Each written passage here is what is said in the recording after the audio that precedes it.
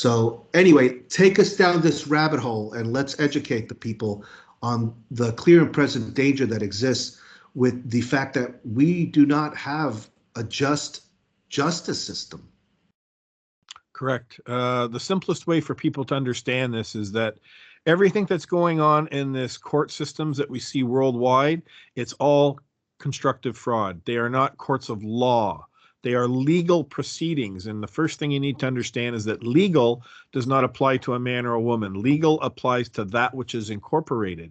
And you go, well, what are you talking about, Chris? Well, when we're born in a hospital, not birthed, right? That's why you're given a birth certificate. And if you go on my website, I've got 3 foundational knowledge videos, and it walks everybody through what happens. That trespass, that's why this is so huge, this truth, Hugo, because this one truth can save our world. The main enemy that we all have right now in this world is ignorance. We've not been taught the difference between legal and lawful. We don't understand who we are. And, I can jump back, we'll jump around a lot here. I'm pretty sure your audience can follow along here. When you were speaking a moment ago about this man who is acting as a judge, first and foremost, people need to understand something. All these people that wear these black robes, they're your fellow man or woman. They're acting for service corporations. They have no jurisdiction over a man or a woman, right? You have to understand that. The hierarchy goes, God created man and woman, or whether you believe in God or not, man and woman came into this world, right? And then as man and woman, we are the creators. We went and created governments, and all governments were created to protect the property of man.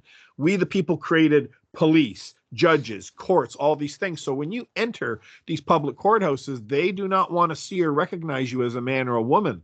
All they want to see is the legal fiction that was created, and that's what they want to cloak you in when you walk in. That's why the word person is a trick word. So if you go, like I said, when you go to my website, you'll see the documentation. When I was born in a hospital, they took that hospital record that the nurses and the doctors and all fill out, and they're not trained. They don't understand what they're doing, but they're indoctrinated to write your name in all capital letters. And anytime something is capitalized, Hugo, that means that a corporation, diminished Caputo, which is in Roman Latin law, it says, it's through the diminishing, through the use of capitalization, it diminishes the capacity of a man or woman to that of a person.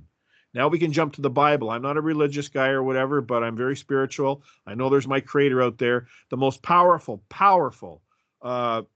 sentence that's in the Bible for me is Job 32:21.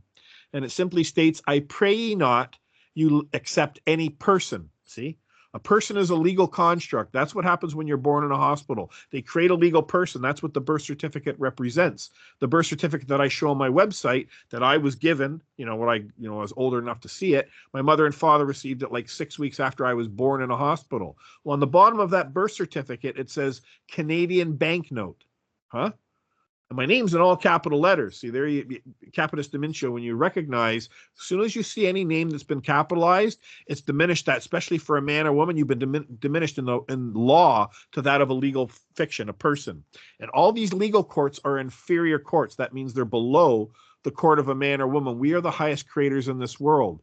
So it's really simple. When we're walking into these courts, when this judge was saying to you, I'm going to find you in contempt in court. Well, you always challenge jurisdiction and you put it in writing ahead of time. You want to know who is the man or woman that's moving this court against me. And secondly, I require, which means demand, the verified claim of trespass. That's why it's in the Bible. You do not trespass against your fellow man or woman. Trespass applies to everything. Breach of contract, you cause wrong or harm, you do damage to property. You only have to use that word trespass, but identify it after you put that into the court. So you require that court to produce the verified claim of trespass, that you've caused wrong or harm, or someone's claiming, like, for example, the IRS or the CRA. I help people with taxation. Who's claiming that this debt be due, true, or past due? Because contract makes the law, Hugo, and 99.9% of the time, there's no contract. I don't have a contract with the CRA, which is the Canadian Revenue Agency. I haven't paid any taxation, which is theft, since 1998. I did general contracting for a little over 20 years as well after I got out of the studio business. So I was self-employed all these years, and then it was through this process I started to look into all this. I'm going, what is all this taxation about? And then we can do a whole show separately on taxation for understanding how the money goes to the Vatican, and then it goes back to England where all this corruption began from. But at the end of the day, people, I want them to take away from this conversation we have here today is, number one, legal does not apply to a man or woman, only lawful. You must know who you are. First, you must know who you are not. So when you're born in a hospital, Every government is what? This is another key, huge word you've got to get in your heart, your mind, and soul. Every government around the world, be it at the municipal level, state or provincial level, or at the federal level, what are they? They're service corporations. Canada. Canada is a service corporation. The provincial territory I live in, known as Ontario. Yes, the landmass is known as Ontario, but there's a service corporation called the Ontario government. Do I have a contract with that? Any of those people at that? Take Ontario out of the way, or Canada, and put Burger King and McDonald's. Can Burger King and McDonald's go and create laws, codes, rules, or statutes, and then come out into the public and say, hey, Bob or Susie, you're not following our codes, rules, or statutes or bylaws. We're going to fine you. We're going to bring you into court and hold you accountable to this. You go, that's ridiculous. I have nothing to do with McDonald's or Burger King. I don't have a contract with any of you people. And then this is the big shoe to drop. These are the three most powerful questions you always ask any man or woman that's trying to use paperwork to control you, to get jurisdiction over you. You say, do you claim I property? Do you have a contract with me on the private side that I'm property to the man or woman? Or do you have a contract with the service corporation that you're acting through right now with this paperwork that I'm property with my wet signature? When they answer no to those three questions, Hugo, this is synonymous worldwide. This is the foundational conversation we all need to have. People might listen to this and they go, oh, this is pretty simple stuff, Chris. That's right. It is, but we've never had this correct conversation. No man or woman that answers no to all three of those questions has any jurisdiction over you. It doesn't matter what role they're acting in. They can be the president of the United States. They can be a janitor in a high school. It does not matter. Words on a piece of paper do not control a man or woman. Only contract. Contract makes the law. And that's how you take down the bar and their private society, because they're moving all their courts under constructive fraud. They're bringing you in. If you look at any court filing, that's why it's a complaint that they file, right? They're complaints. Well, in common law, and people say, well, what's common law, Chris? Well, the word law is just not a pretty word. The word stands for the three jurisdictions in this world: land, air, and water. Okay? The bar is operating in the jurisdiction of the sea, admiralty law, maritime law, right? It's contract law. We, the people, the highest law, we're acting on the land. That is common. You say, well, geez, Chris, I don't have time to learn common law. There's so much to learn about law. No, there's not. It's very, very simple. Common law is that which is common to your fellow man or woman. You don't trespass, you don't cause wrong or harm, and contract makes the law. It's that simple. So when somebody out in the public trespasses against Hugo or Christopher, we try and settle it with them honorably on the private side. Say, hey, look, Bob, you trespassed here, you damaged my property, you hit my car, or whatever, you're in breach of contract. Let's try and settle this on the private side. When they don't do that, then Hugo and Christopher have that right to access that public courthouse outside of a criminal organization called the bar, and we are allowed to move our claim. It's our God-given right to move our claim in court before a jury of our peers. And this is where the rubber hits the road at the courthouse, because when you go in, I've established probably about half a dozen or more common law courts over the last 7 years. What has happened is that as soon as I've got it established, these people acting for a private society called the bar, wearing the black robes, they come along and they say, your paperwork isn't moving under the rules of civil procedure. So then they throw it out. This is especially when you're going after these people, these lawyers, these judges, because nobody's above the law. They throw it out and they don't give you access to that courthouse. And the police as well, they're ignorant as hell. They don't know the difference between legal and lawful. That's why we go back to, what does legal apply to? That which is incorporated. You go, that which is incorporated. Yep. That's the trespass that occurs when we're born in a hospital, not birth. That birth certificate is evidence that you've been trespassed against, and a legal fiction that's called personage has been created when you're born. That is what all these service corporations, governments, use against us, Hugo, to interact with for commerce. Go look at your bank account, go look at your driver license, go look at, again, you don't need a driver's license in this world, only a man or woman that's doing commerce on the highway. Simple things to understand. No man or woman needs a license to go from point A to point B on a public road with your property. Where the law comes in is that if you get in an accident, and if it was your fault, then you've got to settle it. You've got to make that man or woman whole. But where this third party comes in policing, they start saying, well, you're not moving under the Highway Traffic Act. That's what they have here in Canada, the United States. That's the act, right? One of these codes, statutes, rules, acts. Well, you simply go back to my three questions, right? Who wrote that act, right? It's a man or a woman, right? Your fellow man or woman. That's right. Are they acting for the service corporation? In this case, it'd be the Ontario, which is the government of Ontario, Highway and Traffic Act. Yeah, it's people that were acting with titles. Remember, Job 32:21, I pray not you accept any persons, nor are you to accept any titles. Well, a man or woman acting for the service corporation with the title legislator. They got together and they wrote all this documentation. That's fine. What does that have to do with I, a man, or any other woman out there? Nothing. And now you seem okay. For a second there, whatever you were saying was so incendiary that the CIA and ADL, which listens to this show, probably didn't want you saying it. So you were cut off when you were raising your hand like this and saying something. I don't know if you can just kind of repeat what you just said. I don't kind of remember, but I was probably just saying, it's very simple. Is that You were when you're talking about when you were driving, they said that you were driving without a license and you were violating the act. And then you said act, and then you went like this, and they said they don't want you to know that. So Gotcha. So what they don't want you to realize is that as we go back to this is how simple this is. You go, once you get this in your heart, your minds, and soul, those 3 questions on property, right? Who claims I'm property? Who has a contract with me on the private side as a man or woman that I'm their property, or who acting in any role has got a contract with me that I'm property? Those 3 questions are powerful, because anytime any piece of paper, with whether it's called the Highway Traffic Act, whether it's called codes, rules, or statutes, bylaws, mandates, emergency orders, whatever, who wrote that? Right? Someone's got to come forward that wrote that words on those piece of paper, and they've got to answer yes to one of those 3 questions in order for any of those words on that paper to apply to you. That's why you don't require a license. No man or woman requires a license to go from point A to point B in their property, right? Again, you're not driving. Driving is a commercial term. This is why people have to learn the power of the words that they use. And it's only a handful of them. You're traveling, right? So I haven't had a driver license since 1998. I think, right? And 2003, I hung it all up once I started to learn all this stuff. Have I been pulled over? Oh, absolutely, right? Before, they used to try and fine me. I never paid any of the fines, and now they just leave me alone because I beat them so many times in court.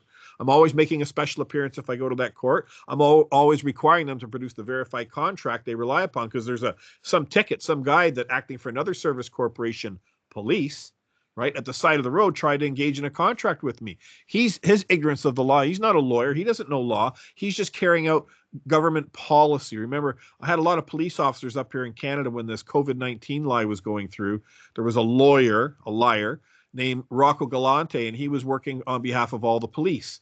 And he was basically, because they were trying to force the mask mandates on them, he was putting paperwork and that together. And he said to them, "Oh, I need about $1 million to do this, to fight back for you." And, he's getting, between $1,500 and $2,000 per, man or woman that's acting for the Toronto Police, for example. Well, when I held a large Zoom call with about 40 or 50 police officers, the light went on with all of them, because the word police is actually policy.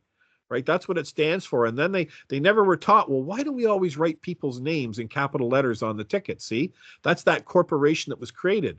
He who creates owns and controls. So they're trying to engage you. They're trying to get you to contract with them on the side of the road that you are this legal person and you are operating under a license. Whenever I get pulled over, I hand them the ID that I make, and I show people this on my website. This is all from the original hospital record that I've got. They're blocking people now from getting this record, Hugo, in Canada now, because they know the gig's up, right? They're all being exposed for what's going on. Same with taxation.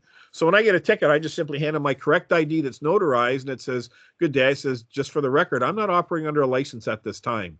And when I give them my ID, if they go back and they write my name in all capital letters, or even if they write it in upper and lowercase, like is on my correct ID that's notarized, they're still going to want to put that driver's license that they have in their system from years ago that I had there. As soon as they do that, it's called putting a forged instrument into the public. He's committing fraud on the side of the highway because I never gave him a driver's license. I told him I wasn't operating under a license. And as soon as you draw them out on that, before you go into court, traffic court, you always, always, always have to put things in writing to who's ever moving it 3 times ahead of time. And you require them, "Hey, I'm honorably going to make an appearance here this day, a special appearance, but there's a presumption to jurisdiction here. That means control. I require the contract relied upon that a debt be due, true, or past due, or I rely the verified claim that I trespass causing wrong or harm." Where is it? Right? Who's moving this court against me? When you're in traffic court, if you get pulled over by the local police, who's moving the court? Well, it's the municipality. The municipality's got their little maggot lawyers that move the court on their behalf. Okay, have I got a contract with the city of Burlington that I live with? No. Have I caused wrong or harmed any man or woman? No. Well, then who's moving this court? You cannot establish a court unless there's a verified claim of trespass, meaning you're in breach of a contract or you've caused wrong or harm or damage to property. Where is it? See, it never exists. And that stuff all disappears really quickly. Once you get it, 3 communications notices to people saying, I require you to produce this evidence that a debt be due, true, or past due, kind regards, Christopher, and they don't produce it after 3 times, what we have in place, Hugo, is called a tacit agreement. Now, that's a legal term. I usually don't delve into the legal side, but I use that against them. I say, okay, Bob or Susie, I've written to you 3 times now. You've not produced the verified claim to jurisdiction, which means they've got some claim of trespass or contract, which means you're committing fraud here. Now, if I have to come to this courthouse on this day, you're going to be contracting with me, and my trespass fine is $10,000 to show up, right, to deal with this corruption before the courts. Something simple like that. And I send it to them. Usually what happens 9 times out of 10, they stop it before it goes to court because they don't have a contract. They have no jurisdiction. The guy that's moving the court, he's moving it on behalf of a service corporation. Okay, I get that. Did I trespass against him and cause him wrong or harm? Nope. Okay. Then all that leaves is who is he representing? Well, he's not representing a who. He's representing a what. Only a man or woman or the people is a who. Remember that. The word person, citizen, resident, anything other than the word man, woman, or people is a legal construct, and you never allow those words to be placed or used against you. Are you a taxpayer, Christopher? Are you a driver? Are you a defendant? No, you're none of these things. You always access that court in the capacity of a man or a woman, and you stand on that square. Because when I go into these courthouses, Hugo, back in the day when I did, I find out the name of that man or woman wearing the black robe. And I would call them by their first name when I would go, and I go, listen, Bob. I said, I'm here by special appearance. You got my paperwork ahead of time, and they kind of get a little bit flustered, right? Because once you do those 3 notices to them and you get that tacit agreement together, before you go to court, if you've got to go to court, you take that now, that 4 pages, and you file that into their court case. Why? So when the man or woman wearing the black robe opens up that court case file that morning, your documentation is right there, those notices with tacit agreement. That's very powerful. And you're telling them that I'm here by special appearance to make one last appearance. I've told Bob over here and Susie, they better produce that verified claim, or here's my appearance fee today, right? And when they don't produce that verified claim of trespass or contract, they have now contract. It's no different if Hugo puts a fence up around his house, right? And all that lovely artwork you got behind you there, and you've got a big sign that says, do not trespass, right? Trespassing is $1 million. Well, that applies to every individual picture that you have there. Someone jumps over the fence at Hugo's place. Someone comes and takes your picture, your property, without paying for it, and they leave. What's going to happen when Hugo takes that to court? You're going to mop the floor with those people because you had posted out their signs, $1 million if anybody comes over this fence and administrates my property without right, stealing it, in other words, right? Anybody in the legal world or lawful world, you'd win that in a heartbeat. Well, this is no difference when you send them in that tacit agreement, the notice of trespass. If you trespass against me, that's like that sign that's out in front of your house. Here's my trespass fine. No different when you see in an elevator, it's a $5,000 fine for smoking, or, if you cross this property, it's $25,000. You can set whatever fine you want. It's your property. Nobody can administrate it without right. Your flesh and blood, Hugo, is your property. So this is where that word property, it's the 3 powerful words I teach: property, trespass, and who. Once you master those 3 words, you can mop the floor with any of these people in these courts, because that man or woman wearing that black robe, they're your public servant, and they don't want you to know that. They're acting in a role on behalf of a service corporation. And the minute that not only they act in a role, or any man or woman in this world, Hugo, what do they have? They've got duties and obligations. What don't they have? Rights. Only a man or a woman has rights in this world in law. When you're acting in a role, you've got duties and obligations. And duties and obligations, Hugo, do not trump the rights of a man or woman. See how simple that is? If our world, Hugo, right now, which needs it more than ever, has this very simple, basic conversation, we understand the difference between legal and lawful. We understand the difference what this corporation, this bar, this private member society that's committing massive corruption and terrorist actions. That's what they're doing. They're terrorizing people in the courts. If people understand how we access this courthouse properly outside of that society, because I went right up the chain of command here in Canada, the rules of civil procedure, right? That's what they use in all the courts around the world. They might call it a little bit different name, but that's what the bar is moving under. You go back to my 3 questions again, Hugo. It's very simple. Who wrote that rules of civil procedure? Are they going to come forward and say that I'm property? They got a contract with me on the private side on property, or contract with the service corporation they were acting through when they wrote that rules of civil procedure? No, no, and no. So what does that mean, Hugo? And to everybody listening, those words on that piece of paper don't apply to any man or woman. That's what they use to get jurisdiction over us, control over us. It's ignorance is our enemy in the courtrooms. And I've taught people this very simply, and people are finally pushing back and fighting back. But the big thing that we're obviously here for today, for me, that has been the pinnacle now of my life, is that like I said, I didn't thought I planned to be in this position, but I'm the only man in the world right now that has brought this forward very simply and powerfully for people to understand. And it's finally starting to catch ground. I've got a large group in Switzerland now that's reached out to me. I just put up an emergency transmission of what they've proven is being sprayed, a 22-month study with the chemtrails that's going on. That's also going to be tying into, they're filing their complaint today, but we're going to talk about the law side with them later this week. The other thing that's gone down, the big one, is that COVID-19, this global pandemic, was a lie. COVID-19 was never isolated or purified. That's not Christopher just speaking out of the side of his ass. We've got almost 230 FOIs from around the world requiring from the CDC, the FDA, Health Canada, everywhere, Britain, everywhere, produce the verifiable evidence where COVID-19 was isolated, purified. Christine Massey, who I work with here in Canada here, incredible woman, incredible. She's led the charge on this. So we've been using this right now to wake people up, to show them that we've all been lied to and that we've got genocide going on right now. And we've got these members from a private society called the Bar that have been blocking this truth and many other enormous truths from getting into the courthouse, because these courthouses are private courthouses. Like when you go into, like in where I live in Ontario, the provincial territory, you go into the Ontario Superior Court or the Ontario Provincial Court. So this is how it's simple for people. Take the word Ontario out of the way and put McDonald's or Burger King, because it's a corporation too. If you were going into McDonald's courts, would you abide by their policies or their rules or whatever corporate? No, you wouldn't. You say, hey, this is a public courthouse. I'm moving my claim in court here against Bob or Susie that have trespassed against me. Seat a jury of my peers and let me lay my claim before the jury. And this is how simple it is. People say, well, I don't understand law, Christopher. What makes law, Hugo, is the truth. So if I come into court and I have the evidence that say Hugo trespassed against me, I tried to settle it with him on the private side.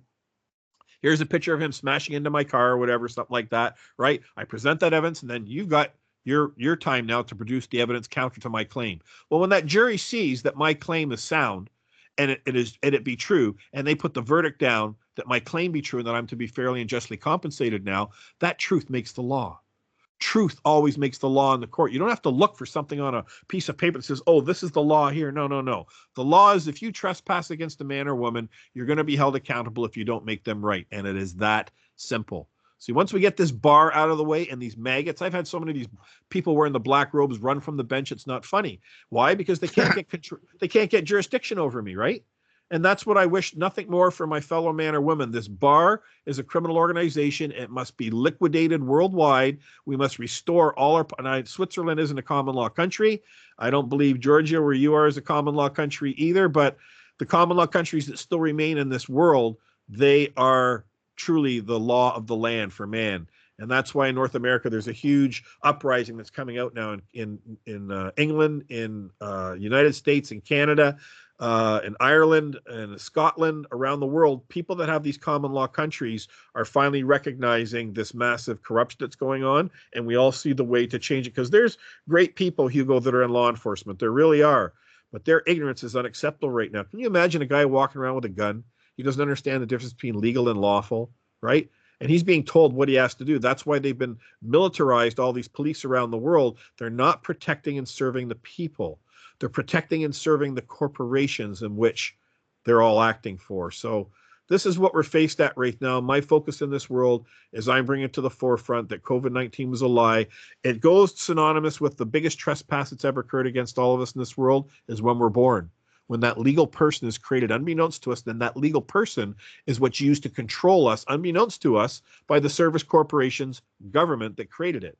Once you understand this, it's very, very powerful. And the bar, pardon my language, is shitting a pickle right now because they're being exposed worldwide, Hugo, to this massive theft and destruction that they're involved in. I had Health Canada come after me. I've got this incredible product. This is why they're attacking. It's called Masterpiece.